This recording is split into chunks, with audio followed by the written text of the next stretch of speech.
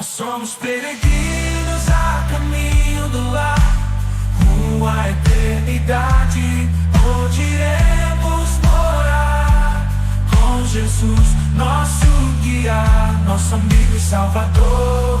Em sua presença eterna encontramos o amor no caminho da fé. Somos um povo de esperança. Fala, galera, sejam bem-vindos a mais uma temporada do Peregrinos Cast. Esse aqui é o primeiro episódio. Hoje a gente vai falar sobre Paulo, que é um personagem assim que, primeiro que ele nem começou se chamando Paulo. Bom, eu tô aqui hoje com a Sara. Hello, pessoal! Eu sou a Sara, líder associada de jovens aqui na Central, trabalhando para abreviar a volta de Cristo. Amém, né? E também tô aqui com a Rafaela. Se apresenta, por favor. Oi, gente, eu sou a Rafaela, sou membro aqui da Igreja Central de Cacoal e estou muito feliz com o convite. E com a Giovana, a famosa Gigi. Se apresenta pra gente, por favor. Olá, gente. Eu me chamo Giovana, mas podem me chamar de Gigi à vontade. Eu também faço parte aqui da comunidade da Central de Cacoal. Muito bom te ter aqui com a gente também. Bom, hoje a gente vai falar sobre Paulo. No início, ele não se chamava Paulo. Vou dar as características dele aqui agora. O apóstolo Paulo, originalmente chamado Saulo, foi um dos mais influentes missionários e líderes do cristianismo. Ele nasceu em Tarso, na Cilícia, atual Turquia. Esse nome é meio dificinho. E era judeu da tribo de Benjamim. Antes da sua conversão, ele era um fariseu zeloso que perseguiu os seguidores de Jesus, perseguiu os cristãos. Sua vida mudou drasticamente enquanto ele viajava para Damasco. Essa é a história que é uma boa história. É o clímax da história. Talvez a gente toque nessa história, só talvez. Será que vocês podiam continuar essa história pra gente? E de como o nome dele mudou de Saulo para Paulo. Queria entender como que começou essa história, que é uma história muito, muito interessante. É um personagem emblemático, assim, né? Muito importante para a história do cristianismo. Paulo, que escreveu 13 cartas, se eu não me engano, né? No Novo Testamento. Quem mais escreveu foi ele. Só que antes disso, ele era Saulo. Como você falou, um fariseu devoto, vamos dizer assim, fiel à luz do que ele havia recebido, à luz do que ele acreditava. Ele achava que sim, estava fazendo o que era certo, defendendo as crenças que ele tinha, as doutrinas que ele tinha, e perseguia os cristãos por achar que o cristianismo era uma ameaça para a sua religião, vamos dizer assim, para o que ele acreditava. Então, Saulo foi um perseguidor dos cristãos. Ele foi alguém que tinha uma carta de autorização, vamos dizer assim, dos mestres para perseguir essas pessoas. E, num determinado momento da vida dele, tão importante, ele passa de Saulo para Paulo. Quando indo perseguir cristãos, depois de ter participado ali do apedrejamento de Estevão, que estava presente, e depois daquele momento ele segue para Damasco, e naquela bendita estrada, ele tem um encontro com Jesus, e a partir de então, ele não é mais Saulo, ele se torna Paulo. Uma coisa que eu acho interessante, que a Rafa estava dizendo, né? É que muitas pessoas, quando elas entram em contato com a história de Paulo, né, o antigo Saulo, elas veem o Saulo como um vilão, como um perseguidor ávido do cristianismo. E as pessoas não entendem que naquela época aquilo que ele estava fazendo é o que nós tentamos fazer atualmente, tentando defender a verdadeira mensagem, aquilo que nós acreditamos. Então, Paulo era um judeu, né?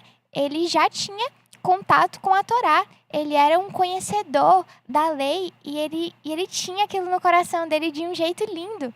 E para ele, tudo aquilo que ele fazia, todo o apedrejamento que ele tinha com aquelas pessoas, mesmo que não fosse algo legal, né? Porque os judeus não tinham permissão para fazer isso com as pessoas. Eles faziam tudo isso achando que era algo bom, que era algo certo. Outras pessoas também atualmente fazem guerras em nome dos seus deuses. E o Saulo, ele fazia exatamente isso. Ele defendia com todo o seu coração aquela mensagem que ele tinha. E o Cristo, né, era visto por Saulo como um herege, talvez.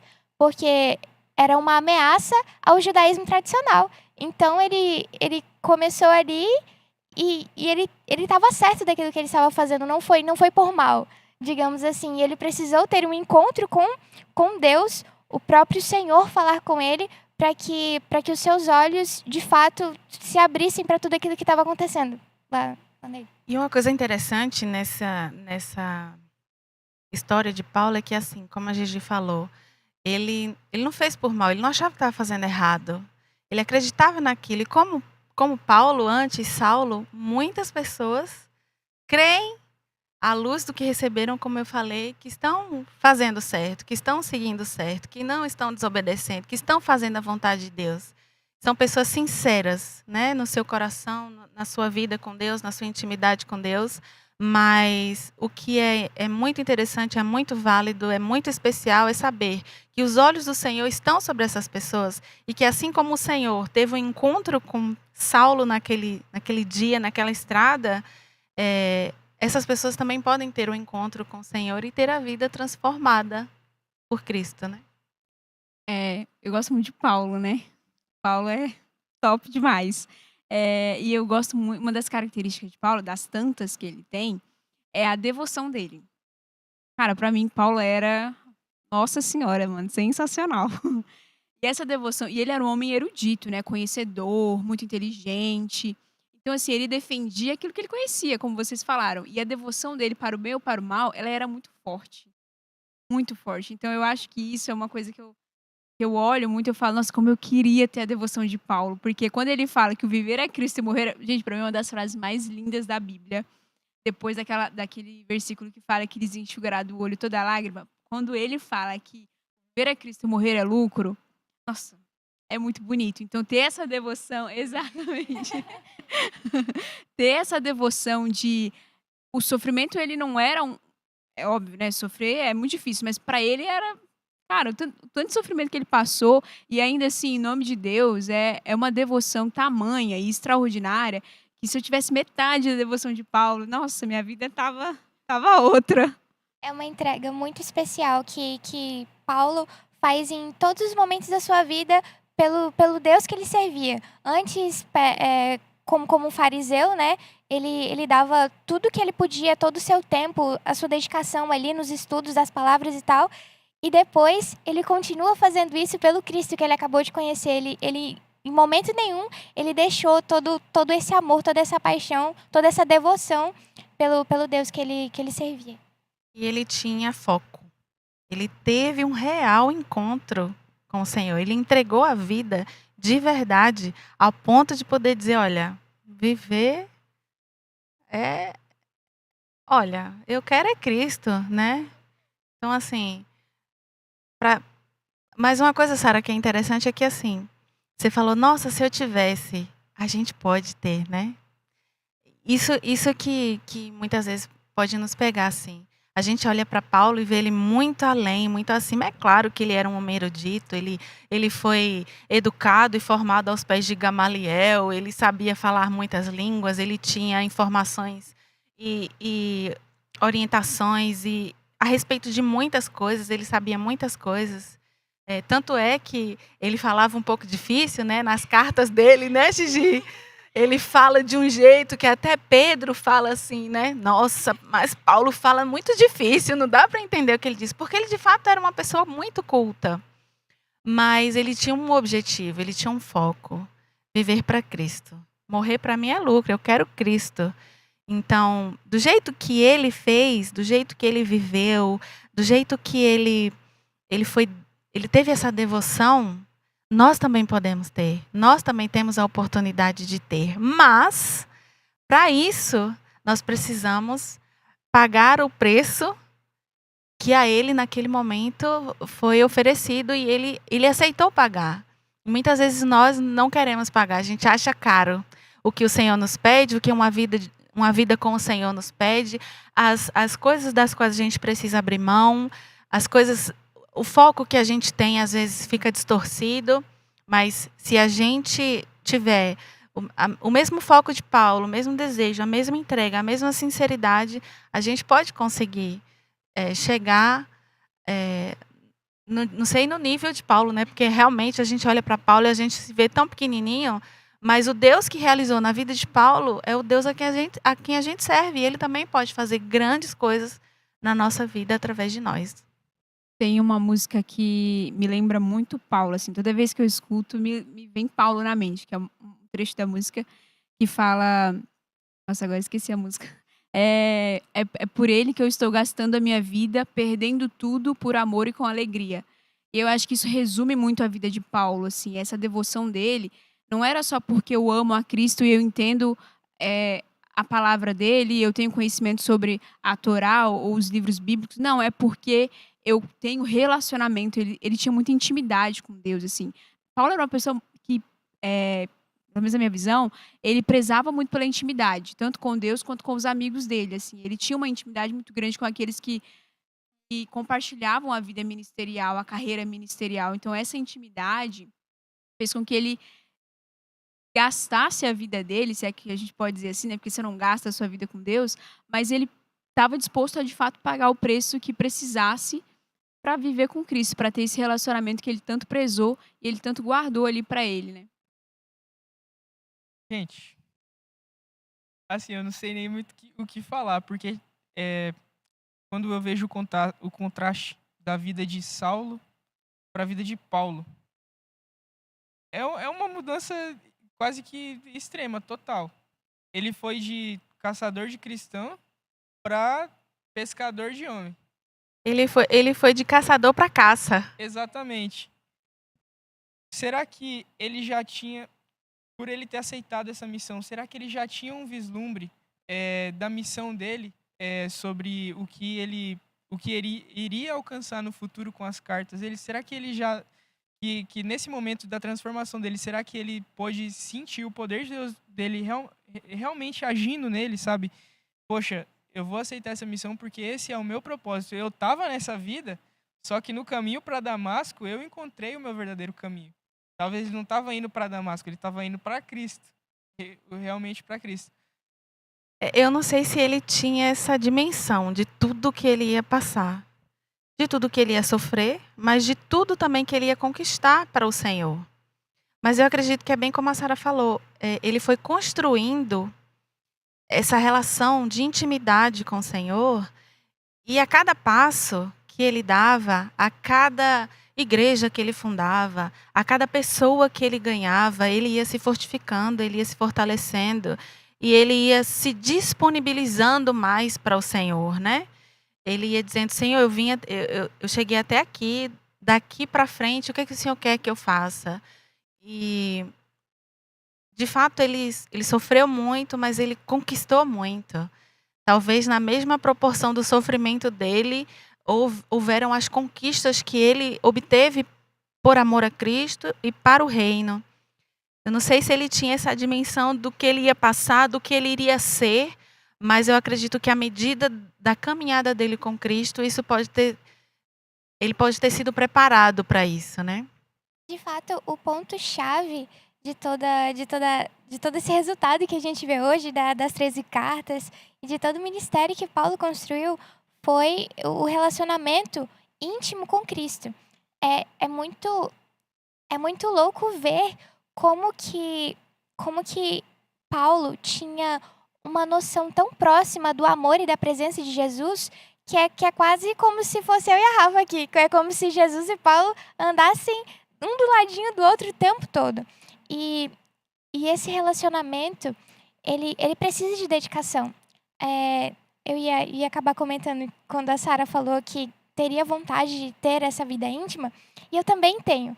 Mas é nesse momento que eu preciso olhar para mim e pensar o que eu tenho feito para ter um relacionamento tão próximo com Jesus, como se ele estivesse na minha própria pele. nós precisamos nos dedicar e se entregar para todo o ministério, para toda essa vida com Cristo, de coração mesmo, sabe? Deixar em aberto, deixar com que Jesus haja através de nós. E isso por misericórdia, né? Porque é motivo de honra pra gente. Paulo disse isso, é motivo de honra. Nós temos uma missão tão importante. Isso precisa de dedicação, precisa de tempo. E eu acho que Paulo, ele talvez não tinha uma visão completa daquilo que ele faria, daquilo que ele se tornaria. Até porque seria meio que uma adivinhação, né? Imagina se um dia tivesse Paulo lá e o Senhor sentasse ele na cadeirinha e falasse, ó, vai acontecer isso, isso, isso, isso. Talvez Certamente- ele nem aceitasse. Justamente. Certamente ele ia falar o quê? Maluquice, é porque Tô fora. essas coisas elas são construídas ao longo do tempo. A confiança e todo o amor que Paulo cria pelo Cristo, né? Por Deus ali, por aquela novidade de vida que ele tinha, foi construído ao longo do tempo. Eu acho que se ele tivesse recebido tudo de uma vez só, ele cairia fora, né? Porque é uma comunhão muito especial. Ela precisa de tempo mesmo para ser construída. E quando a gente olha também para quem era Saulo e quem foi Paulo, a gente pensa muito na graça e na misericórdia de Deus. Antes de Estevão ser apedrejado, ele orou por aquelas pessoas. Falou, Pai, não impute-lhes esse pecado. Ele orou por Paulo. E eu estava vendo alguns dias atrás um sermão que o pastor falava assim, olha, Deus atende a oração. E Deus atendeu a oração de Estevão, não naquele momento, mas na estrada para Damasco. Ele atendeu a oração de Estevão, ele perdoou o pecado de Paulo.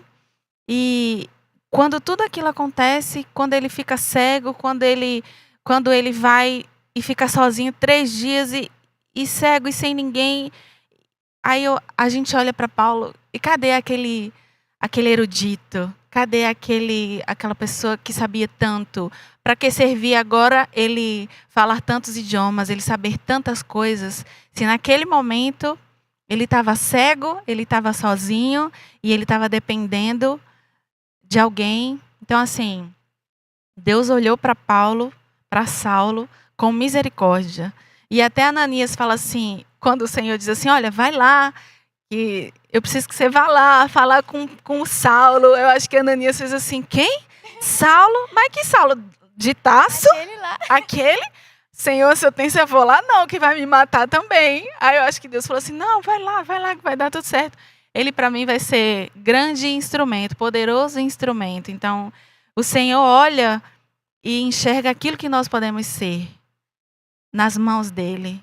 Ele perdoa quem nós fomos, o que fizemos de errado, e ele olha para nós com o potencial de sermos instrumentos poderosos nas mãos dele. Assim como ele fez com Paulo, ele também deseja fazer com a gente. Você falou sobre a disponibilidade de Paulo e tem um pregador, cantor e compositor que eu gosto muito, que ele diz que chegando ao final da vida de Paulo, ele já preso, escrevendo para Timóteo, ele no final tem até a saudação. Título, assim, as saudações finais. E aí ele manda saudações para amigos queridos.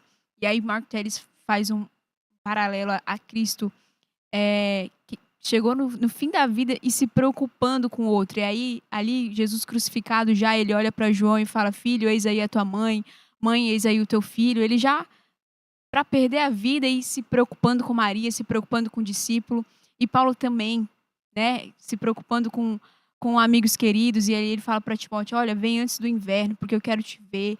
Eu quero amigos, discípulos que ele fez ali, te mandam saudações. Então ele também se preocupava com os outros. Ele era muito disponível às pessoas. Essa disponibilidade de Paulo é muito bonita, né? É realmente um verdadeiro exemplo para a gente seguir no nosso dia a dia. Eu acho que essa é uma das características que mais revelam o quanto próximo ele estava daquela novidade de vida que ele tinha visto, sabe? Eu acho que é uma das características também que nós podemos ver nas pessoas. Por exemplo, a gente tem dificuldade, né, em acreditar em transformações. E eu acho que essa é uma das características principais mesmo. Você vê o sacrifício de alguém da forma que ela serve as pessoas, da forma que ela serve, da forma que ela serve o outro, da forma que ela lida com o outro, revela muito daquilo que ela tem dentro de fato do coração dela. E às vezes nós perdemos oportunidades.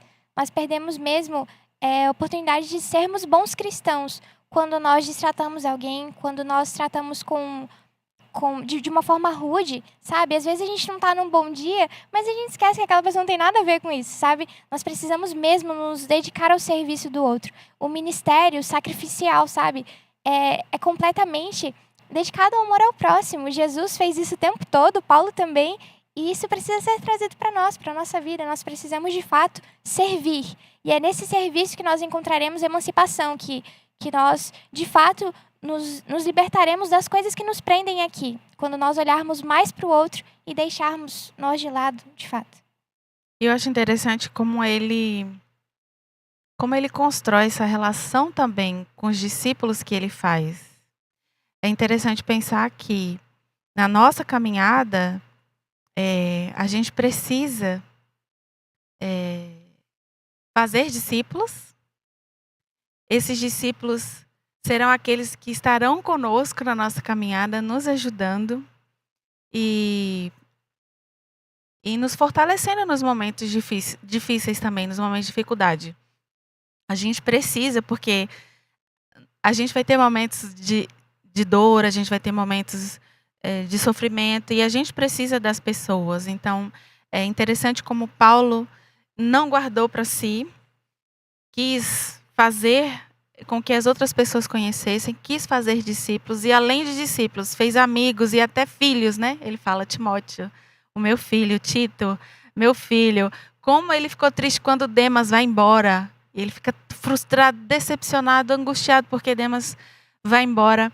Como ele constrói a relação e como essa experiência de Paulo, esse relato de Paulo, nos mostra que nós também precisamos fazer discípulos na nossa caminhada. A gente precisa seguir fazendo discípulos, a gente precisa seguir se importando com as pessoas, a gente precisa seguir olhando para as pessoas. Às vezes a gente entra e sai da igreja e cumprimenta as pessoas, mas não olha para as pessoas, não enxerga as pessoas. Às vezes a gente não precisa fazer muito esforço para olhar para alguém e saber se aquela pessoa está mal. Saber se ela está se sentindo angustiada. Às vezes ela precisa só de olha, você está bem? Eu estou orando por você. Você precisa de alguma coisa? Se disponibilizar. E Paulo nos ensina isso. Olhe para o próximo, olhe para o outro, faça discípulos, agregue pessoas ao seu ministério, porque aí a sua caminhada, por mais difícil que venha a ser em alguns momentos, você não vai estar sozinho. Aí escreve para o amigo, vem me ver, eu quero te ver. É um amigo falando para o outro, é uma pessoa que precisa da outra. A gente olha para Paulo, uma pessoa tão cheia do Espírito Santo, cheia de unção, tão poderoso, mas aí fala, olha, eu quero te ver, eu preciso te ver, traz minha capa, traz isso, mas vem que eu quero te ver. Nossa, gente, isso é muito significativo para a nossa vida cristã, né? Eu ia já entrar nesse assunto também de amizade, assim. A carta de 2 Timóteo, na verdade, a terceira carta para Timóteo, né? A segunda, a gente não tem o registro dessa carta mais. Paulo escreve para Timóteo e ele, no início da carta, ele fala que ele sente saudade de Timóteo, né? Então ele já estava preso. Timóteo estava em Éfeso, acho que em Éfeso, né? E aí estava pregando já, vivendo a vida, vivendo o evangelho, né? E aí ele escreve para Timóteo, gente, é uma das minhas cartas favoritas. Eu já li e reli essa carta, inclusive vou deixar a dica aqui para você que está assistindo a gente, para vocês também. Tem um sermão musical chamado Amado Timóteo. Você só escuta, depois você me agradece. Sensacional. E aí... Repete, Sara, repete. Repete o nome do musical. Amado Timóteo. Amado Timóteo. Incrível. E aí, nessa carta, ele pede para Timóteo, né? Apressa-te a vir antes do inverno, porque traga minha capa e alguns livros. Então, ele tinha uma intimidade muito grande com Timóteo. E nessa mesma carta, ele é muito sincero com Timóteo. Assim, eu acho que essa sinceridade de Paulo, não esconder a dificuldade do evangelho, também é uma forma de amor, assim, porque Jesus foi traído por um amigo. E aí Paulo tem essa preocupação de que os amigos dele não sejam traídos por outros, né? Quando ele vai ter com Alexandre no julgamento lá, ele fala para Timóteo: olha, Alexandre me traiu. Era para ele estar do meu lado, para ele depor a meu favor, e ele não está fazendo isso. Então, ele é muito sincero nas amizades dele. E eu acho que esse tipo de amizade, eu já falei, né? Os lugares que as nossas influências definem o nosso ambiente.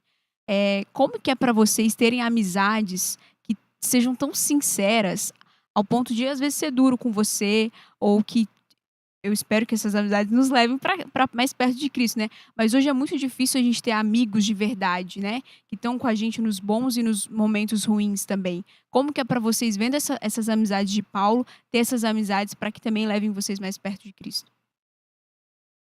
Ah, tá. Certo. Bom, a Sara perguntando sobre as amizades, né? Como é ter amigos. Eu, particularmente, tenho um grupo muito especial de amigos nossos que nós nos conhecemos em missão, inclusive. Olha que bênção. Inclusive, e é, Missionária Gigi. e é muito bom, é muito gostoso a gente estar ali conversando e ter pessoas para contar a todo momento. Porque nos momentos difíceis, se você precisar de algum conselho, onde você está com algum problema e você não consegue ver além dali do problema, eles vão saber o que te falar. E às vezes, essas mesmas pessoas que te trazem um puxãozinho de orelha quando você precisa, são as mesmas pessoas que alegram o seu dia quando você tá para baixo, sabe? Que te incentivam ali na caminhada, que quando um tá fraco, o outro vai lá e puxa.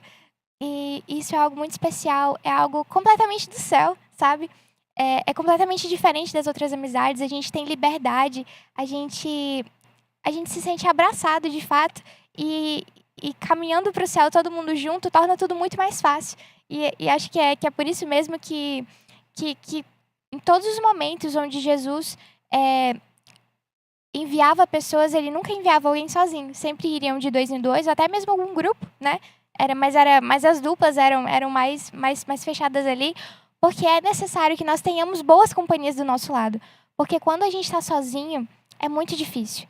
Às vezes, a gente tem uma visão mais pessimista e tal das coisas, mas com uma pessoa ao nosso lado que nos alegra, a gente também tem mais facilidade em ser mais carinhoso com o outro. Então, quando a gente não consegue dar aquele abraço em nós mesmos, nós temos alguém do nosso lado para nos apoiar. E isso é muito especial mesmo. E faz diferença na nossa vida e como um todo. No meu caso, eu tenho que estar sempre me despedindo das pessoas, né?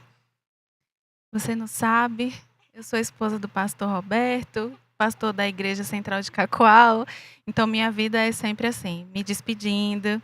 O que é muito... São várias viagens missionárias, como a de Paulo, gente, né, Rafa? são. É um momento muito difícil para mim, eu confesso.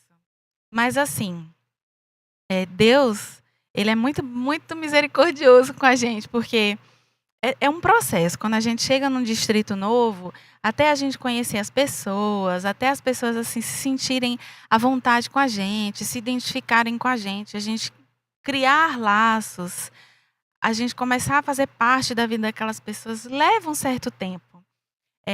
Nem sempre a gente consegue estreitar esses laços com todo mundo. A gente gostaria, mas infelizmente nem sempre a gente consegue. Mas Deus tem sido tão bondoso conosco, porque nos distritos que nós passamos, nós tivemos grandes presentes de ter amizades verdadeiras, assim, amadas, queridas, que nos ajudam, que nos fortalecem. O pastor precisa de amigo também, viu, minha gente? Mulher de pastor também precisa de amigo.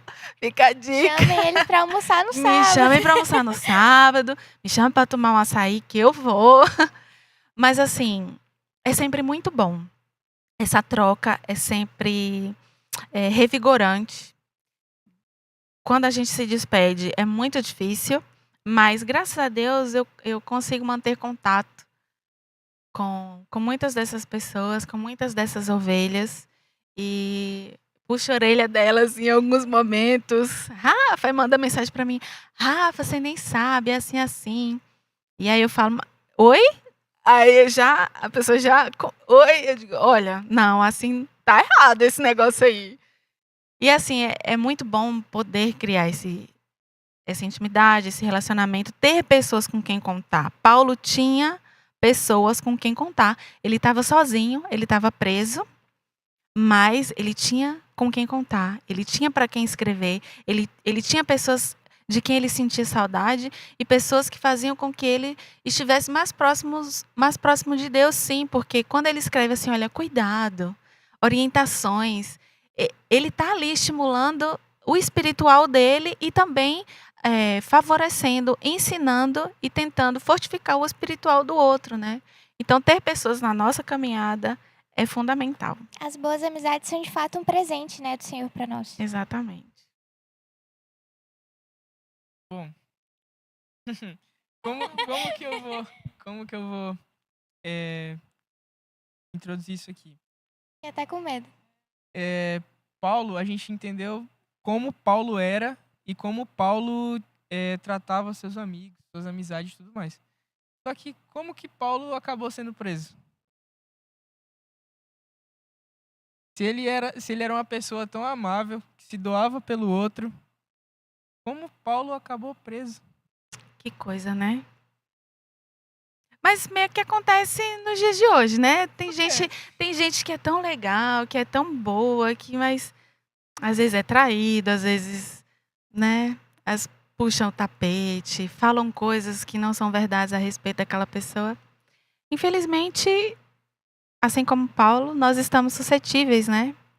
Porque nós estamos vivendo numa guerra.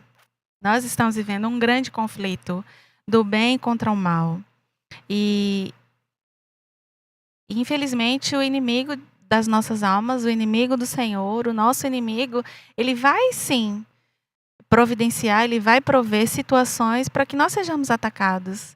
E não foi diferente com Paulo, né? Olha, muito pelo contrário, né? Como ele investiu contra a vida de Paulo, porque Paulo, ele era uma luz onde ele estava. Quantas pessoas Paulo ganhou para o Senhor? Quantas pessoas ele influenciou? Então ele foi preso porque o inimigo quis calar a voz dele.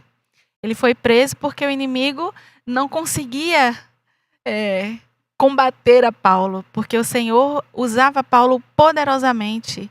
E aí ele estava preso num lugar e ele entrava no cesto e descia e tudo acontecia e era apedrejado e era naufrágio. E, gente, tudo de ruim que aquele homem passou, aconteceu com aquele cidadão.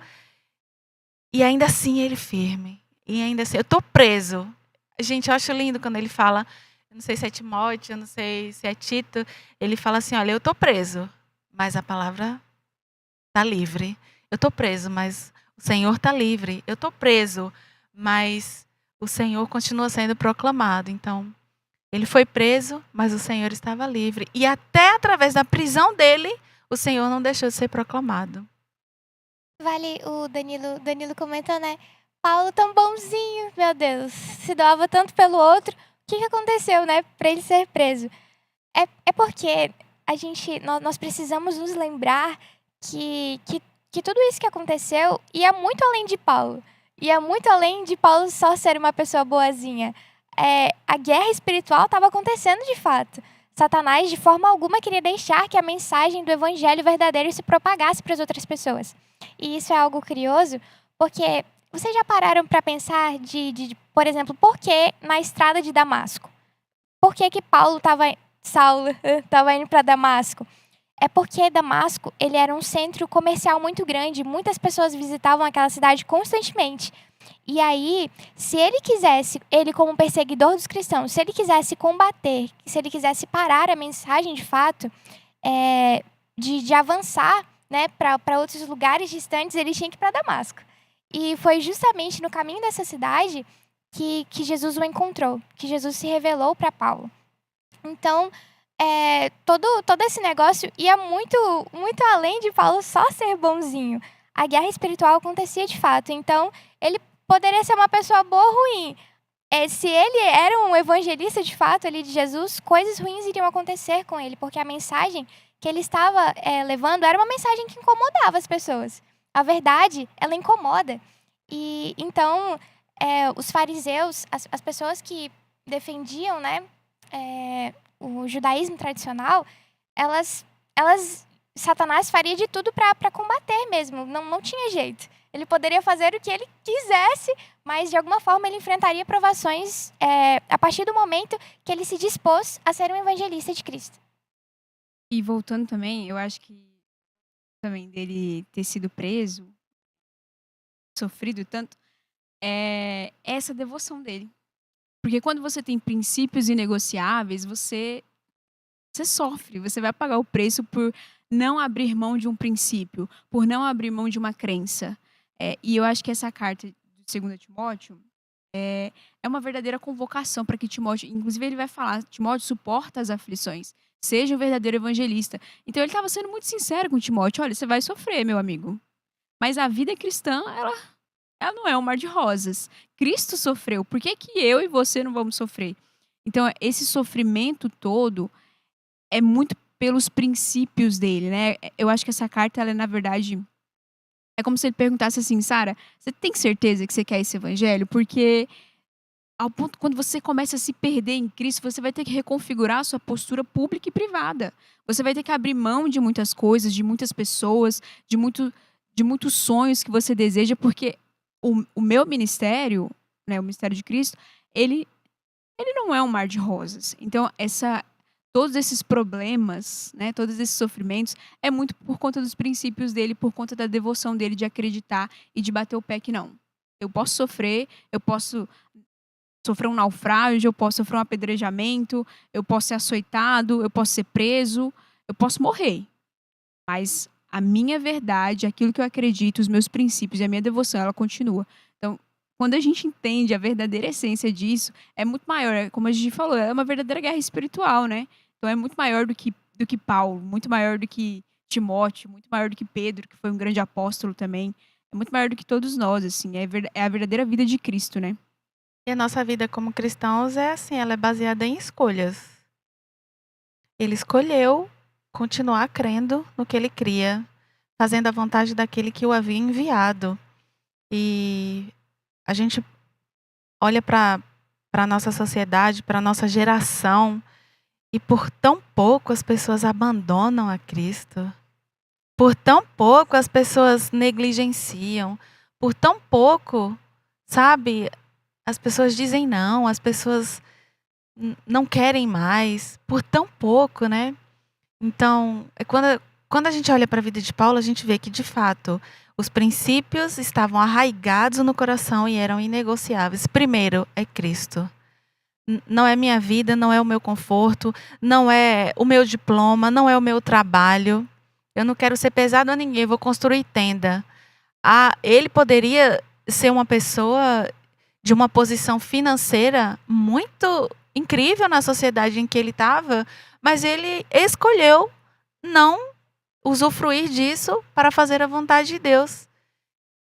E hoje a gente, sabe, quando a gente para pensar como é fácil a gente ver que é possível abrir mão das coisas de Deus, do propósito de Deus para a nossa vida, por tão pouco, por coisas pequenas. E a gente vê isso na vida de um amigo dele, Demas, né?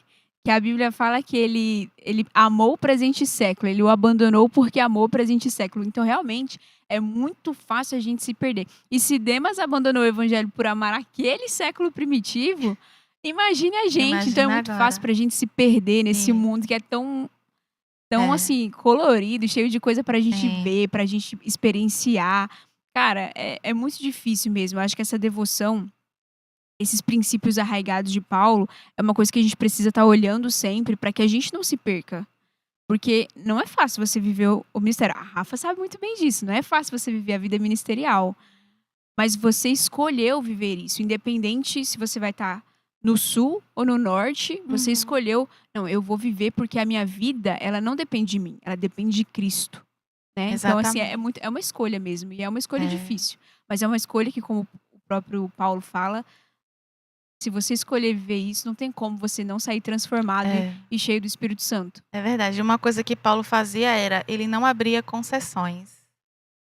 Ele não relativizava. Ele não dizia, não é bem assim para as coisas.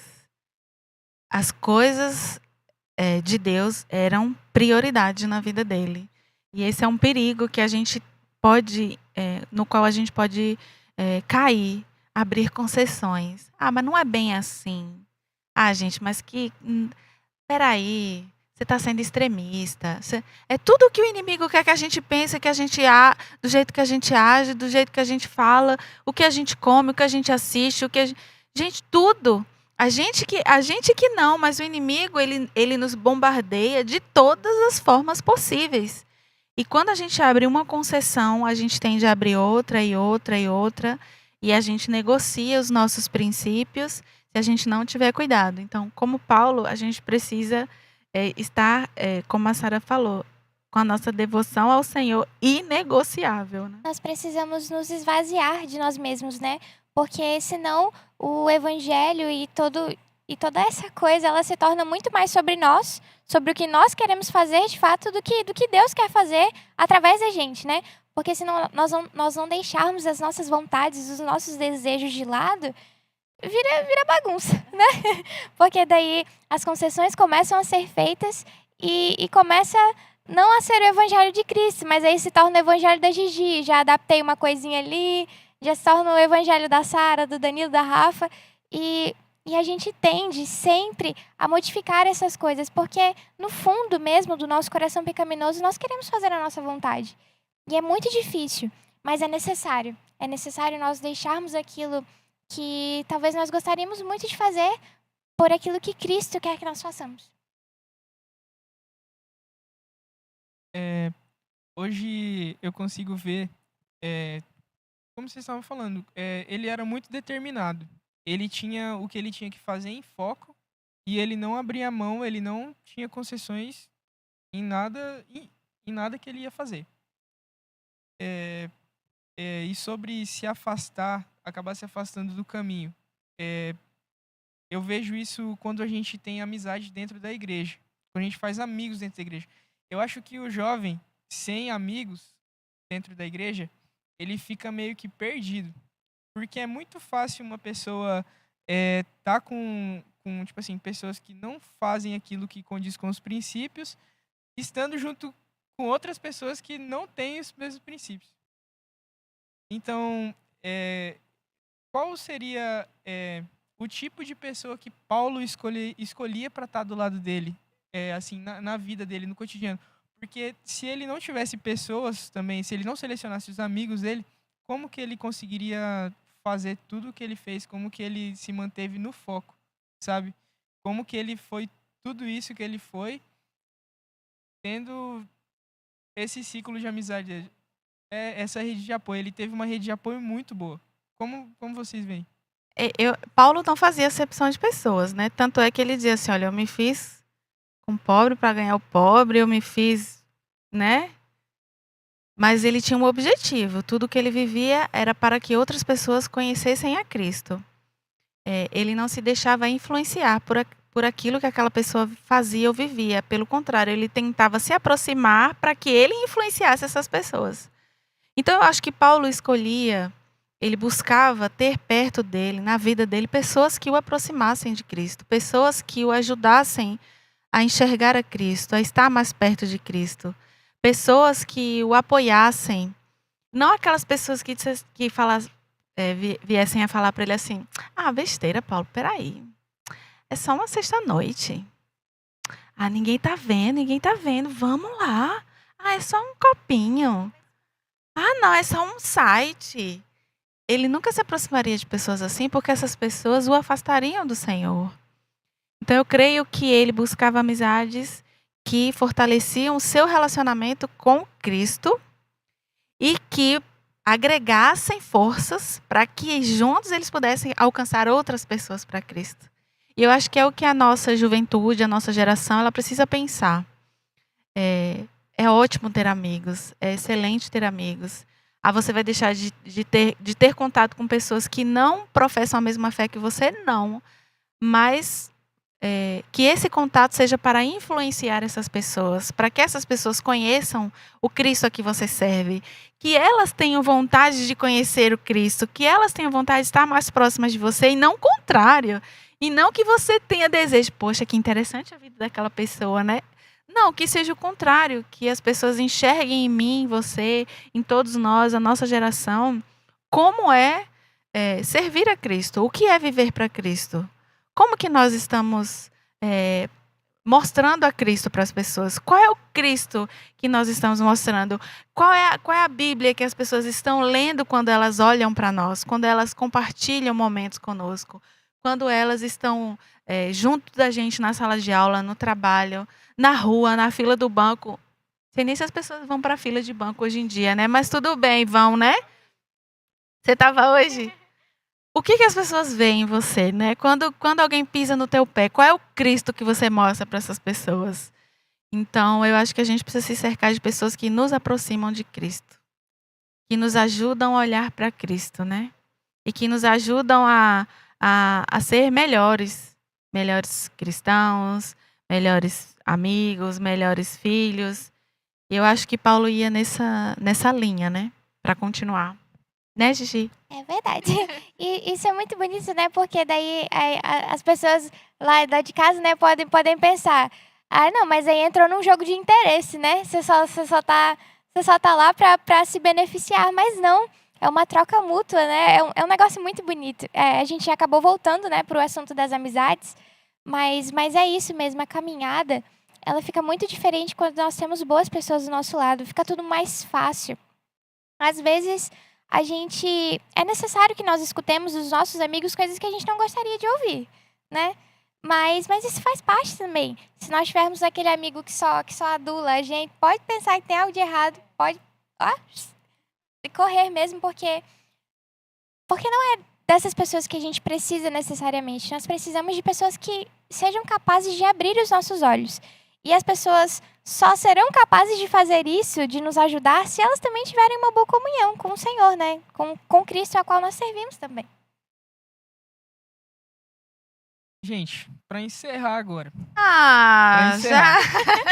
Eu sei que tem muita coisa pra falar aqui, mas só que agora, parando pra pensar, lá no início da história de novo, voltando pro início.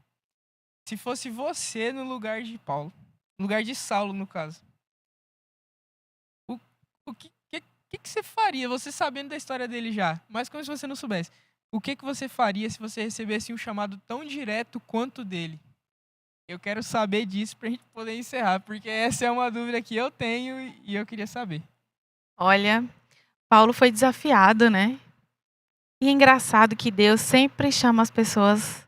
Deus nunca chama para uma tarefa assim muito fácil, né, gente? Deus, Sara, venha dirigir aqui, venha ser diretora do departamento dos jovens da igreja, venha se gastar, venha dedicar, venha aprimorar seus dons. Olha, eu olho para o que Deus fez comigo. Eu sei que nem todo mundo pode ter a mesma experiência que eu. Eu sei que um grupo de pessoas, de mulheres, né, compartilham da mesma experiência que eu, mas eu lembro de quando eu recebi o chamado para o ministério, para ser esposa do pastor. Eu não queria, gente, eu não queria, assim. Eu nunca quis, quando adolescente, na igreja, eu nunca quis conversa com teologando, que chegava lá para comportar, enquanto as minhas amiguinhas estavam lá, oi, tudo bem, como você tá? Eu estava indo para o outro rumo, porque eu não queria. Eu falei, não, gente, eu vou casar com qualquer pessoa, menos com um pastor. Eu nunca vou ser esposa de pastor. E Deus de lá de cima olhando assim, sabe de nada. Agora esse mesmo pastor lá no fundinho olhando pra gente. E olha assim, sabe, como Deus me desafiou naquele momento, né? E eu orei a Deus quando eu realmente vi que o chamado do meu esposo era para o ministério. Eu lembro de uma frase de um pastor que falava assim, olha, o chamado ao ministério nunca é para o pastor apenas, é para a família. Eu falei, então Deus também está me chamando. Mas, meu Deus, será? Eu que não quero sair de perto dos meus pais, eu que não quero viver me mudando, eu que não quero... E aí, orando a Deus, pedindo a Deus que Ele me mostrasse se realmente era isso. Quando eu entendi que o chamado realmente era para mim, e eu aceitei, eu disse sim. Eu só posso dizer que, assim, foi a melhor coisa que aconteceu na minha vida. Eu não sei onde eu estaria, como eu estaria, se eu não tivesse aceitado o chamado, para onde Paulo teria ido se ele não tivesse aceitado o chamado? O que teria deixado de acontecer na vida dele se ele não tivesse aceitado o chamado? Então, assim, uma coisa eu digo: aceitem o chamado do Senhor. O chamado do Senhor vai ser sempre desafiador, mas vai ser sempre, sempre, sempre recompensador. A gente vai tendo encontros com o Senhor, a gente vai tendo momentos de dúvida do nosso chamado, do nosso ministério, mas o Senhor vai reafirmando, vai nos dando força, vai nos ajudando. E eu só posso dizer que, assim, é um privilégio e Deus tem um chamado, o Senhor tem um chamado para todos nós. Na área em que nós estamos, aonde nós estamos inseridos, Deus tem um chamado, Ele te dotou de dons, de talentos, para que você use esses dons, esses talentos, para ser um instrumento na vida das pessoas. Assim como Paulo foi instrumento, assim como Deus encontrou Paulo ali naquela estrada, Ele deseja nos encontrar e deseja que nós aceitemos o chamado para que nós sejamos instrumentos nas mãos dEle. Poxa, agora eu fiquei até sem jeito pra falar, né? Depois de algo tão bonito. Não fique, porque você é missionária. Mas com a Rafa falando, eu ainda tenho pouco tempo de vida, né? Eu ainda não tive uma oportunidade de... Eu tenho mais tempo de vida, né, Gigi? Não foi isso que eu quis dizer, hein, Eu pessoal? tô brincando. Mas eu ainda não tive aquela decisão de mudar de vida de fato. A Rafa, ela teve que deixar tudo para seguir no ministério. E o Senhor ainda não me desafiou com algo tão grande. Mas quem sabe amanhã, né?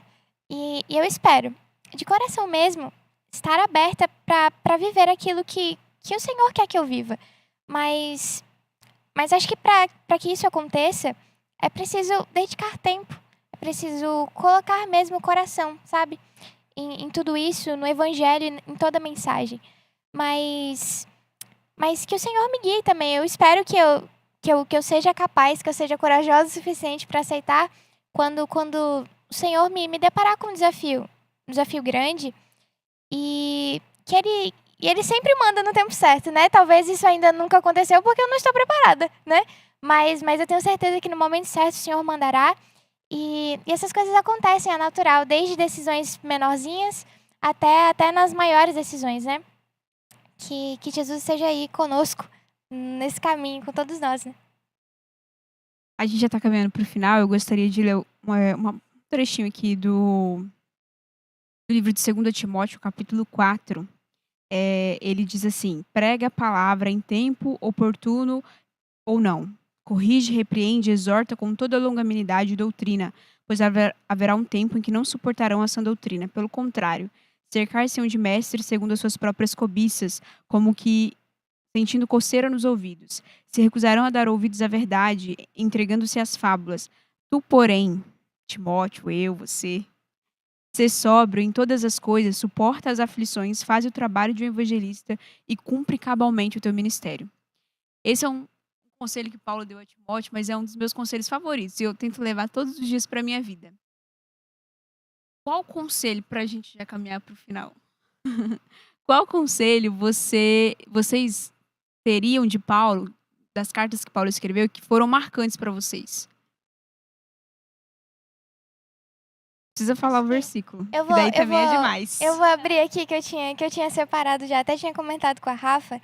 Lá na carta que Paulo escreveu aos Filipenses, no capítulo 4, e no versículo 11 até o versículo 13 diz assim: digo isto, não por causa da pobreza, porque aprendi a viver contente em toda e qualquer situação. Tanto sei estar humilhado, como também ser honrado. De tudo, em todas as circunstâncias já tenho experiência, tanto de fartura como de fome, assim de abundância como de escassez. Tudo posso naquele que me fortalece. Eu acho que eu separei esse texto justamente porque é uma das coisas mais especiais que Paulo, olhando para Paulo, eu consigo sentir, eu consigo me deparar como que, talvez não como é fácil, mas como é visível, sabe? Nós reconhecermos que toda a vida, que tudo que nós recebemos do Senhor é um dom. Independentemente da circunstância, se você tem passado dificuldade, se você tem passado por momentos bons também, isso é um presente do Senhor para você. E nós precisamos enxergar beleza e graça nisso também, sabe? Porque tudo o que nós recebemos de Deus o tempo todo é para nos fazer crescer. Sejam coisas boas, coisas ruins. Eu sei que é mais difícil enxergar beleza nas coisas ruins, mas o Senhor continua sendo bom, independentemente daquilo que nós temos passado e daquilo que nós sentimos também. Eu penso que servir ao Senhor, fazer escolhas ao lado do Senhor, durante o nosso dia a dia, na nossa vida, ter intimidade com o Senhor, muitas vezes pode não ser tão fácil, por conta de tudo que acontece com a gente. Mas uma coisa que Paulo fala em Romanos 8 é que nós somos herdeiros. Nós somos herdeiros porque somos filhos de um Pai que nos ama. E o conselho que eu deixo é que, assim, é como Paulo fala, olha, como filho, como herdeiro, se você tem passado por momentos de dificuldade, se você tem sofrido com ele, saiba que você está sofrendo, mas você vai ser glorificado. Então, a herança que o Senhor tem para nos dar é a glorificação, é a eternidade junto com ele. Vale a pena estar ao lado do Senhor, vale a pena aceitar o chamado do Senhor, ser fiel. E ainda que aqui, nesta terra, nós venhamos a sofrer, nós estamos sofrendo com Ele. E com Ele também nós vamos ser glorificados e receber o galardão que nós tanto almejamos e esperamos. Amém. Amém. Bom, acho que aqui deu para entender muito bem quem Paulo foi. Como eu sempre falo, a gente só arranhou ali em tudo que ele passou, mas que a gente também possa encontrar o nosso caminho para Damasco, que a gente também possa passar por essa transformação e cada dia ser aquilo que Deus quer que a gente seja, porque acredito que essa é a nossa missão. E para encerrar, algum de vocês pode orar para a gente? Então oremos. Querido e amado Pai que estás nos céus, muito obrigada, Senhor, porque o Senhor tem um chamado para nós. O Senhor tem propósitos para a nossa vida. O Senhor deseja nos usar. O Senhor deseja que nós sejamos instrumentos poderosos nas tuas mãos. E o Senhor deseja transformar a nossa vida, assim como o Senhor transformou a vida de Saulo. O Senhor transformou ele em Paulo. E através dele, por meio dele, grandes coisas foram realizadas, pessoas foram alcançadas para o teu reino. O Senhor deseja fazer da mesma forma conosco. O Senhor deseja nos usar. O Senhor deseja que nós possamos ser instrumentos para alcançar outras pessoas. Então que nós aqui escolhamos a cada dia, todos os dias, que nós escolhamos te servir, dizer sim ao teu chamado, aceitar o teu propósito, fazer a tua vontade, ter comunhão contigo, intimidade contigo. Que nós tenhamos um relacionamento íntimo contigo e que nós possamos alicerçar a nossa relação, nosso relacionamento contigo a cada dia, até que o Senhor venha, porque aí nós estaremos contigo por toda a eternidade. Nos abençoa as pessoas que nos acompanharam. É o que nós te pedimos em nome de Jesus. Amém. Amém. Jovem, lembra, hein? Quando Deus chama, Deus capacita. Então, Fortíssimo. fica com a gente pro próximo episódio. Já deve estar saindo quando esse aqui lançado. Aqui já vai ter a data do próximo. Então, fica com a gente. É isso. Obrigado. E tchau, tchau. Tchau, gente. Foi um prazer. Tchau. Nós somos peregrinos a caminho do lar, rumo à eternidade, onde iremos morar com Jesus.